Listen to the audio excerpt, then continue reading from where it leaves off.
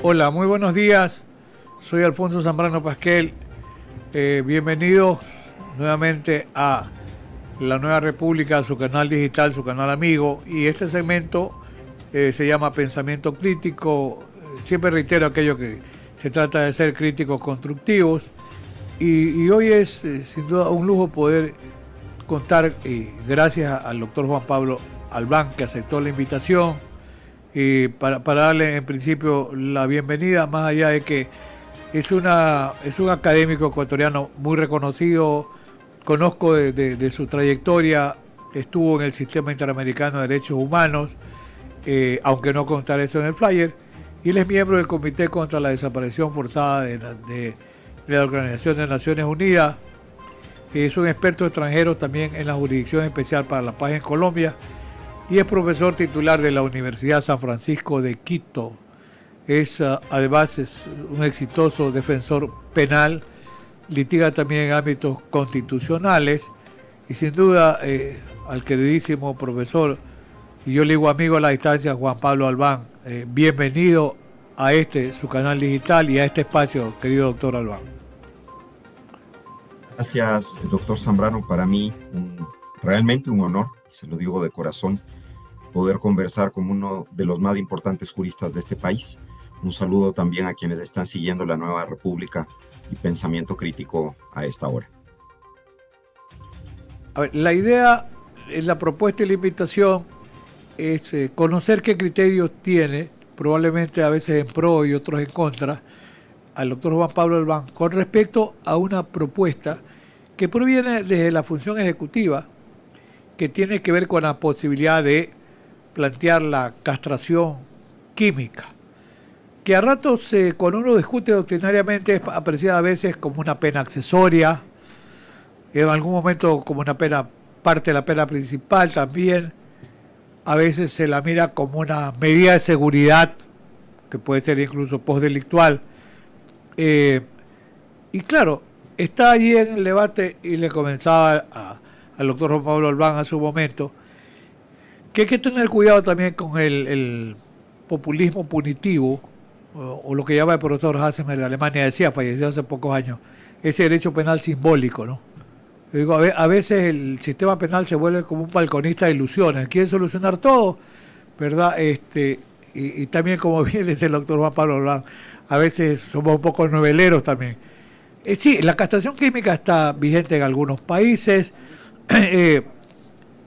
Por lo que se sabe, cuando los expertos hablan también en este tema, que busca mecanismos de inhibición del alivio sexual, pero que también es reversible, que tiene un costo de tratamiento, y en lo personal, y luego en el tiempo que tiene el doctor Albán, yo haré algún comentario con respecto a la posibilidad o no de mirar incluso las medidas de seguridad con respecto a aquellos delincuentes, como yo llamo, irrecuperables o irreversibles.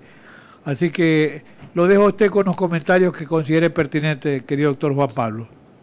Gracias, doctor. Bueno, creo que este es un tema de gran relevancia en este momento, luego de que la Presidencia de la República le ha remitido una solicitud de dictamen de vía a la Corte Constitucional para determinar si es posible por vía de reforma parcial de la Constitución, es decir, a través de un trámite legislativo, eventualmente sujeto a una ratificación en referéndum, agregar un inciso al artículo 393 de la Constitución en el que se incluiría dos medidas particulares respecto de las personas encontradas culpables con una sentencia ya firme y definitiva del cometimiento de delitos sexuales. La primera, que me parece de hecho que es razonable y que se ha puesto en práctica en varios países, es la obligatoriedad de la inscripción en un registro de personas condenadas por el cometimiento de delitos sexuales.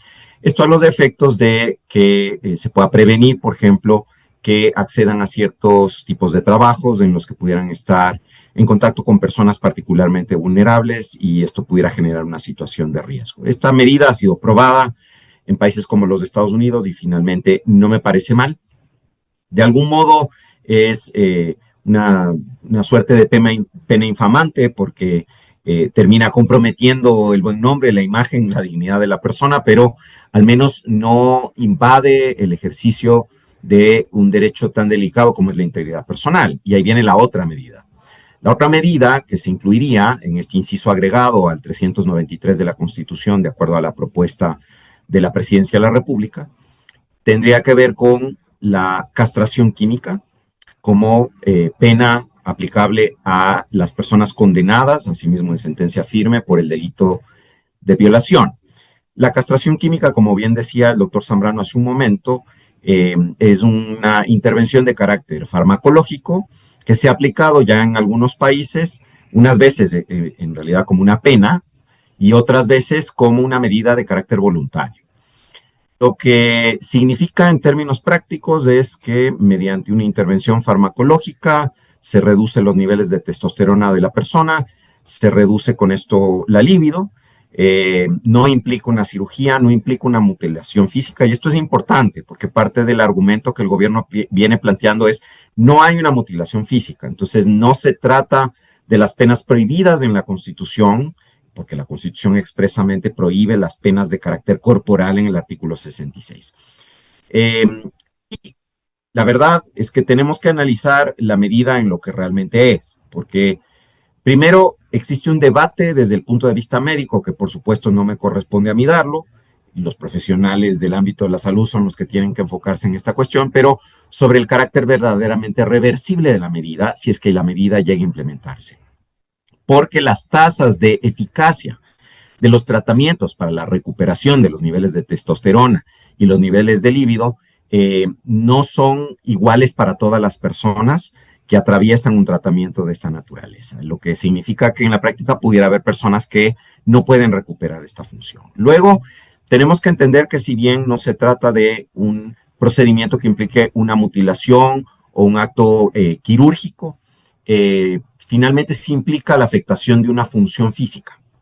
Y al implicar la afectación de una función fisiológica, efectivamente implica un compromiso del derecho a la integridad personal. Desde el punto de vista jurídico, yo identifico tres razones por las cuales es problemática la propuesta. La primera es una cuestión más de carácter formal, que tiene que ver con la vía que el Poder Ejecutivo considera que sería la idónea para proceder a esta modificación del texto constitucional, que es la vía de reforma parcial. El propio gobierno nacional, a partir del párrafo 15 de la solicitud, cita un dictamen emitido en el año 2024 por la Corte Constitucional, con ponencia de la doctora Carla Andrade, actual vicepresidenta de la Corte, en la que se hace alusión a cuál es el mecanismo idóneo cuando se trata de una restricción de derechos y cuando no se trata de una restricción de derechos que desnaturalice el derecho o que vacíe de contenido al derecho. A partir de ese dictamen, que obviamente nada tiene que ver con la cuestión que estamos discutiendo, tiene que ver con el tema del financiamiento de las campañas electorales y la reducción de los montos de financiamiento desde el Estado y el alcance del gasto electoral y el ejercicio de los derechos políticos y demás, no tiene nada que ver con la afectación de la integridad personal. El gobierno sostiene que la aplicación de una medida de esta naturaleza no compromete gravemente, ni vacía de contenido, ni desnaturaliza el derecho a la integridad personal. Y yo creo que eso es equivocado. Verdad es que si uno compromete una función fisiológica de la persona, sea la función sexual o cualquier otra función, pensemos la posibilidad de ver, o la posibilidad de escuchar, o la posibilidad de hablar, finalmente se está vaciando de contenido al derecho. Ese es el efecto. Entonces la medida no resulta razonable considerando que está excediendo los límites de la proporcionalidad en un test que la Corte Constitucional en esa misma decisión del año 2024 ha recomendado que debe aplicarse en estos casos para saber si la vía idónea es la de la reforma parcial, que implica revisar la legitimidad de la medida, la necesidad de la medida y la proporcionalidad de la medida. Y la medida solo será proporcional siempre y cuando no vacíe de contenido totalmente al derecho. Y el efecto finalmente de un mecanismo de esta naturaleza es vaciar de contenido el derecho a la integridad personal porque se priva de una función fisiológica al individuo. O sea, ahí hay un primer problema, porque yo creo que la vía idónea no es la vía de la reforma parcial. La vía idónea, considerando que se va a tocar derechos de manera irrazonable o excesiva, es la vía de la Asamblea Constituyente. Pero no solo esto, sino que también desde el punto de vista constitucional existe una, digamos, un entendimiento limitado por parte del gobierno respecto de qué es lo que tendría que agregarse y qué es lo que se va a modificar en la Constitución. Para que esto sea viable, no solamente habría que agregar ese inciso en el artículo 393, sería necesario revisar el texto del artículo 66, que al hablar del derecho a la integridad personal, prohíbe la aplicación de penas de carácter corporal. Esto es una pena de carácter corporal. Habría que revisar el texto del artículo 201 de la Constitución, que establece que el propósito del sistema penal en el Ecuador, desde el punto de vista de la función o fin de la pena, teleológicamente hablando, es rehabilitar a la persona, rehabilitarla de manera tal que pueda reinsertarse al grupo social y pueda ejercer plenamente sus derechos. Y parecería que esto, que por cierto tiene un correlato en el artículo 52 del Código Orgánico Integral Penal, que también se refiere desde el punto de vista teleológico a cuál es la función de la pena en nuestro sistema, ya no sería lo que buscamos. A lo mejor lo que estamos buscando es lo que en el derecho penal llamamos una vía de prevención general negativa, diría yo, porque queremos una disuasión del colectivo social a partir de la severidad de la sanción, que implica la pérdida de una función fisiológica, o a lo mejor buscamos inclusive una prevención especial negativa, en el sentido de anular a la persona que ha delinquido, ¿no? Y de alguna manera excluirle del colectivo social desde la perspectiva de impedirle que ejerza una función fisiológica propia.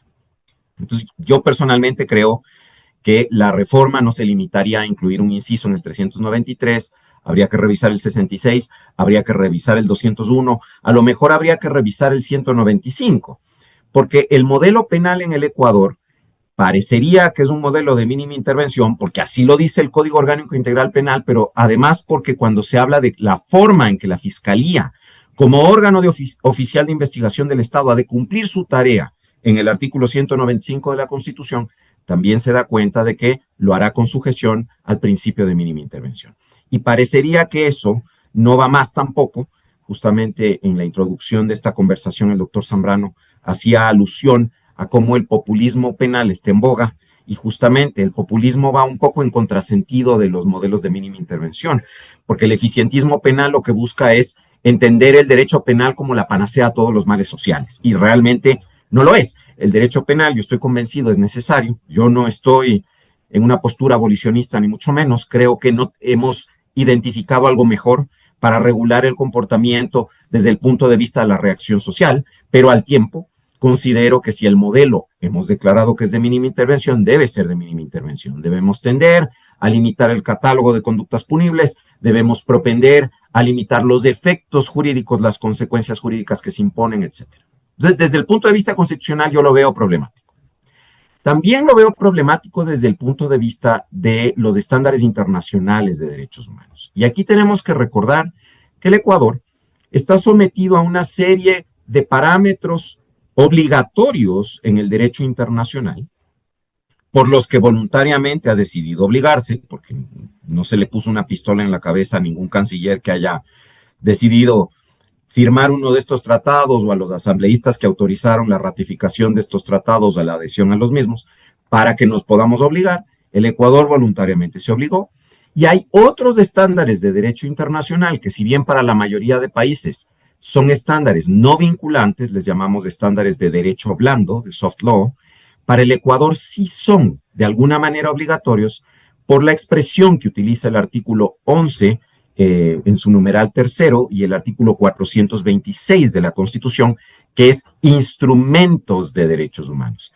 Y dentro de la noción instrumentos ya no están solamente los tratados, es decir, los instrumentos de carácter obligatorio, sino también otros instrumentos que no son de carácter obligatorio. Muchos de ellos prohíben de manera muy explícita la aplicación de castigos o penas corporales. Pensemos, por ejemplo, en el artículo 5 de la Convención Americana sobre Derechos Humanos, o pensemos en lo que determina el artículo 7 del Pacto Internacional de Derechos Civiles y Políticos, o pensemos en lo que determina la Convención de las Naciones Unidas contra la Tortura o la Convención Interamericana contra la Tortura, todos ellos instrumentos que forman parte de un bloque de constitucionalidad en el Ecuador, es decir, están incorporadas esas disposiciones a nuestro texto constitucional y que no podemos soslayarlas, no podemos desentendernos de ellas.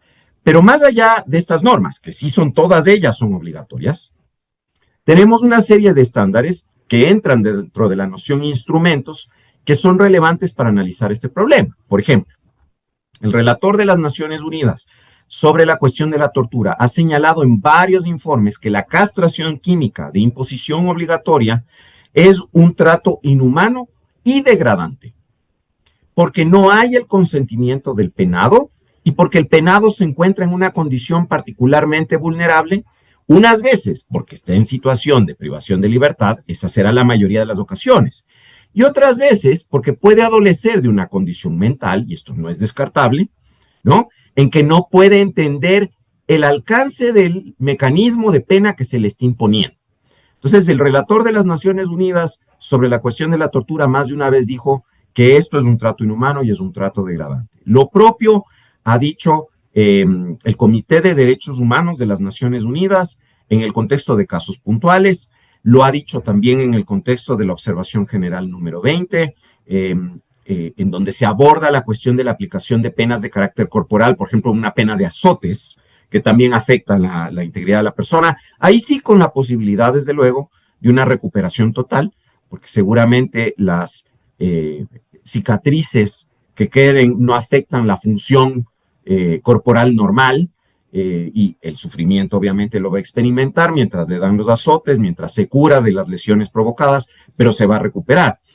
Mucho más serio todavía en un procedimiento en que la recuperación no es cierta, es posible, pero no certera, ¿no? Lo propio ha ocurrido con resoluciones emitidas por el Consejo de Derechos Humanos de las Naciones Unidas, que desde el año 2006, cuando reemplazó a la Comisión de Derechos Humanos de las Naciones Unidas, ha pasado a ser la máxima instancia en el mundo de análisis, de reflexión y de fijación de estándares en materia de derechos humanos. Ha determinado, decía el Consejo de Derechos Humanos, que los castigos corporales son contrarios a normas imperativas del derecho internacional. Lo propio dijo la Corte Interamericana de Derechos Humanos hace ya 20 años, en marzo del año 2005, cuando emite su sentencia en el caso Winston César contra Trinidad y Tobago, que tiene que ver con la aplicación de pena de azotes en países del Caribe angloparlante, que para esa época, 20 años atrás, todavía era una pena posible en varios países del Caribe angloparlante. Ha habido una modificación legislativa en muchos de ellos que todavía la contemplaban, en Trinidad y Tobago mismo, a consecuencia del caso César, en Jamaica, a consecuencia del caso Tomlinson, decidido por el Comité de Derechos Humanos de las Naciones Unidas, y en otros países del mundo, como Sri Lanka, por ejemplo, o Irak, donde también estaba regulada la posibilidad de la aplicación de penas corporales, y a raíz de las observaciones finales producidas por el Comité contra la Tortura y por el Comité de Derechos Humanos de las Naciones Unidas, ha habido modificaciones legislativas. Entonces, la tendencia global es más bien a erradicar las penas corporales en aquellos países que mantenían las penas corporales. Y nosotros, de repente, estamos en esta discusión decimonónica, que finalmente es una visión retrógrada, de volver a aplicar penas corporales en un país que ya hace muchos años dejó atrás las penas corporales, inclusive la pena de muerte se ha dejado atrás desde hace ya más de 100 años. No hay razón entonces para regresar en el tiempo y empezar a aplicar penas que no tienen ese efecto rehabilitador que presuntamente busca el sistema penal ecuatoriano en la imposición de las consecuencias jurídicas, sino que tienen una consecuencia que puede ser, insisto, de carácter irreversible o no, porque es verdad que hay criterios médicos que dicen que se puede recuperar la persona que ha sido sometida a este tipo de tratamiento farmacológico. Creo, solamente como para ir cerrando el tema, importante señalar que en los países en que se ha implementado medidas de carácter similar, pensemos por ejemplo en Polonia, pensemos en Corea del Sur, pensemos en Rusia, sí ha habido procesos de supervisión médica estricta y además un criterio de voluntariedad. Y esto me parece que es importante. Es decir, la persona sometida a este efecto jurídico no es simplemente castigada, es decir, sujeta a una pena, sino que voluntariamente se somete como una forma de controlar sus impulsos a futuro a este tipo de medida, muchas veces de hecho sustituyendo esta medida a la medida privativa de libertad. Y a pesar de eso, a pesar del carácter voluntario en algunos países de la estricta supervisión médica para evitar consecuencias adicionales como una afectación hormonal seria que derive en otras consecuencias que no tengan que ver simplemente con la baja de la libido, sino con otras consecuencias fisiológicas para el individuo. A pesar, decía, de esto, en Europa, el Tribunal Europeo de Derechos Humanos ha advertido que la castración química constituye una violación del artículo 3 del Convenio Europeo de Derechos Humanos, si es que no media el consentimiento, si es que no hay la supervisión médica, si es que no hay respeto de la dignidad y si no se asegura que las consecuencias futuras se limiten únicamente a esa reducción de la libido y a ninguna otra consecuencia adicional, porque eso sería inaceptable. Y sobre ello hay sentencias del Tribunal Europeo de Derechos Humanos. Entonces, yo en lo personal creo que hay muchos obstáculos desde el punto de vista constitucional y desde el punto de vista internacional para que esto sea viable. Ahora, vivimos un momento del país, y esto simplemente como una reflexión para ya llamarme a silencio y más bien escuchar el punto de vista del doctor Zambrano, que estoy seguro va a ser mucho más ilustrado que el mío. Pero como reflexión final, yo quiero decir, en el momento que vive el país, estas cosas obviamente son muy populares. La gente justamente lo que quiere es este tipo de medida, la medida espectacular, la medida impactante desde el punto de vista del morbo social, sobre lo que significa, ¿no? La gente quiere la política de mano dura, la gente quiere la pena más severa, la gente quiere ver sufrir a no sé, ese sacrificio que le ofrecemos al sistema, ¿no? Que es el penado, que es una víctima sacrificial al final. Eh, Quiere ver correr la sangre por las calles, porque entonces sí se ve satisfecha como estoy protegido, estoy seguro, esto no me va a pasar. Pero la verdad, la experiencia demuestra que justamente en aquellos países que emplean modelos en que la finalidad o función de la pena desde un punto de vista teleológico es una prevención negativa, es la disuasión o es la exclusión del que delinque, es la expulsión del colectivo social del que delinque, eh, las tasas de criminalidad no bajan, no reducen. O sea, el efecto en términos prácticos no es mayor, más allá de que la gente se sienta más segura con algo así. Y precisamente por eso yo creo que sí es importante que haya un debate amplio. Yo espero que lo haya, es decir, espero que esto no se limite al intercambio, a la ida y vuelta entre el gobierno y la Corte Constitucional y luego entre el gobierno y la Asamblea, donde claramente además del gobierno tiene una mayoría y seguramente pasaría muy fácil una medida de esta naturaleza, sino que hay un debate a nivel académico, que hay un debate a nivel gremial, que hay un debate a nivel inclusive de los operadores de justicia sobre cómo ven la medida, porque más allá de los obstáculos jurídicos, que son los que yo he en este momento planteado, hay obstáculos de carácter fáctico, limitaciones enormes para la investigación de los hechos, muchos falsos positivos, casos en que en recurso de revisión se determina que la persona en realidad no era la responsable del hecho, muchas situaciones en que las autoridades de investigación no pueden cumplir su cometido a cabalidad y, digamos, la duda siempre debería beneficiar a la persona que está acusada. En un sistema penal moderno siempre tendría que ser así, de eso se trata el principio de favorabilidad, pero lamentablemente en el Ecuador la duda es suficiente para condenar, por oposición a lo que ocurre en otros sistemas en estados democráticos. Así que me preocupa profundamente el tema y no sé si es realmente la vía para abordar los índices de violencia sexual, sobre todo cuando hay una impunidad tan enorme en casos de delitos de violencia sexual en nuestro país. Entonces, ¿quiénes van a ser estos chivos expiatorios o estas víctimas sacrificiales utilizadas para ejemplarizar? Eso también me preocupa mucho. Querido doctor Juan Pablo Albán, sin duda su explicación erudita tiene mucha profundidad y sin duda muchos conocimientos. Eh, Como usted bien dice, que se abra el debate, que se abra la discusión. Eh, yo simplemente voy en la reflexión y en el poco tiempo que puedo hacerla. Tomo una idea, y usted dijo bien, el tema de los fines de la pena. Y la verdad que eso de rehabilitación, reinserción, etcétera. Bueno, mi maestro y mentor, el profesor Zabala Vaquerizo, y un amigo de hoy, que es como un hermano mayor, Raúl Zaffaroni, coinciden en que los redes son inexistentes. Yo siempre me quedé con la idea de que para mí la pena es retribución, es un mal por un mal causado. Porque el Estado, más allá que la Constitución nos diga, no, lamentablemente no rehabilita a nadie. Ahora, yo tomo también la Constitución y dejo sentadas algunas ideas, ojalá que después se pueda discutir el tema más. La Constitución sí, cuando dice que es titular de la acción penal la Fiscalía General del Estado. Y además dice que habla del principio de mínima intervención penal, sí, un poco en la línea, como yo digo, del garantismo penal de Ferrajoli, pero también dice, tomando en cuenta el interés público y los derechos de las víctimas. Y eso para mí es clave. Dejo el interés público para la discusión, pero los derechos de las víctimas sí. Para mí, la única, o sea, en el plano de la discusión, habría que pensar también, ¿ya?, en la posibilidad de si la medida de seguridad puede ser una medida adecuada o no.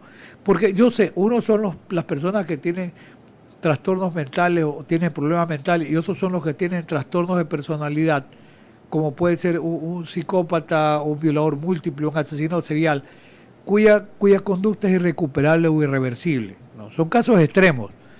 Y fíjese, en esa línea, don Luis Jiménez Azúa, para mí, sigue siendo el penalista del mundo hispanoparlante más importante en la historia de la humanidad. A algunos no les gusta, pero eso era don Luis Jiménez, un sabio.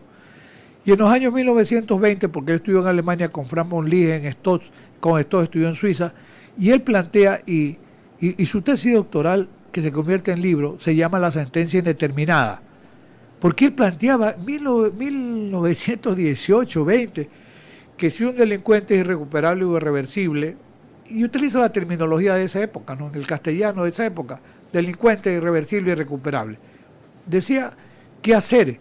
Hay que pensar qué pasa si se le impone una pena, X pena, y luego sucede que no está recuperado, no hay posibilidad. Ahora le diríamos una suerte de bomba de tiempo y decía, bueno, hay que pensar en una medida de seguridad postdelictual. Ese tema, porque en ese tiempo presentó un proyecto y no le dieron bola en España. No, Luis Jiménez Azúa está equivocado. Ya lo condenamos. ¿Cómo le van a aplicar una medida de seguridad? Pero hoy, y veo unos trabajos de Zugaldía Espinal, profesor de Valladolid, me parece decano, y veo unos trabajos también en Alemania, se está discutiendo el tema. Porque dicen, bueno, y si va a recuperar la libertad, y los expertos le dicen, oiga, tenga cuidado, porque esto tiene una proclividad sexual que 5, 10 ni 15 años sirvieron. Y en Ecuador hay casos, solamente lo menciono por el tiempo, rápido, de Daniel Camargo Barbosa, en Guayaquil, y de Pedro Alonso López, en Quito, ambos ciudadanos de nacionalidad colombiana, asesinos seriales múltiples, violadores. Y la justicia ecuatoriana los calificó como personas imputables con plena capacidad de entender y de querer, y les aplicaron el máximo de la pena, que era 16 años. Con el 2x1 y con el jubileo 2000 del Juan Pablo II, el Papa, sucede que a los 6 años iban a recuperar la libertad. Pero Alonso López recuperó la libertad en Quito y, por supuesto, pues si era un psicópata irreversible, no sé, yo igual se condolió y nunca más apareció, alguien lo mató. Y a Daniel Camargo Barbosa en Guayaquil, poco antes de recuperar la libertad, lo mataron también. Había un asesino de un sacerdote Mondragón, parece que lo contrataron y lo cuchilló en la celda. Pero fue una equivocación, y cuando alguna vez opinaba, esto hace 29 años, deben ser apreciados, pregúntenle al experto. Y yo le decía a un médico forense que lo había visto a Camargo, porque yo hice la presentación del libro y dije, yo no coincido con usted desde el punto de vista psiquiátrico, dice que tiene plena capacidad de entender o de querer. Le hago una gran pregunta, doctor. ¿Se puede recuperar Camargo? No, es irreversible, se puede doblar. Entonces no sirve la pena. ¿Qué funciona? Para mí la medida de seguridad, tomando en cuenta el interés de las víctimas. ¿A dónde? Esa es tarea del Estado, querido doctor. La cárcel de Guayaquil, las grandes cárceles deben tener un pabellón psiquiátrico de máxima seguridad. Ese es el sitio. De esta manera se atiende al interés de las víctimas.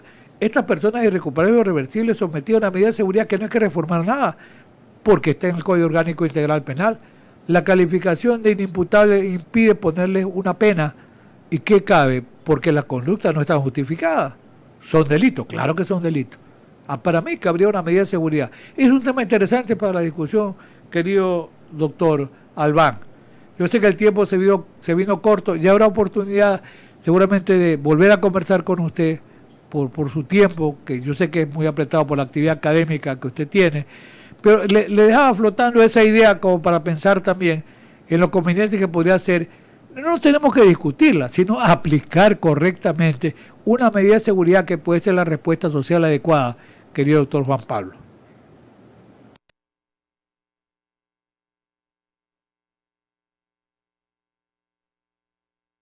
Perdón, estaba silenciado mi micrófono. Decía que coincido con su apreciación. Si se acredita que efectivamente estas personas tienen una condición que es irrecuperable, necesariamente tendría que aplicarse la medida de seguridad. Lamentablemente nuestros jueces no están tan acostumbrados a hacerlo. Por lo menos acá en Quito ocurre con frecuencia que aún con la justificación psiquiátrica de que efectivamente la persona está afectada por el trastorno mental, se prefiere someterla a proceso, considerarla imputable y aplicarle la pena. Yo no estoy en ningún caso proponiendo que los actos de violencia sexual deben quedar impunes. Todo lo contrario, hay que castigarlos y hay que castigarlos de manera muy severa. Lo que tengo dudas es de si se justifica la aplicación de penas y castigos que la Constitución y el derecho internacional ya han prohibido, bajo el argumento de que eso nos va a salvar de su ocurrencia. Y ahí tengo severos cuestionamientos, digamos, a la eficacia de estos mecanismos.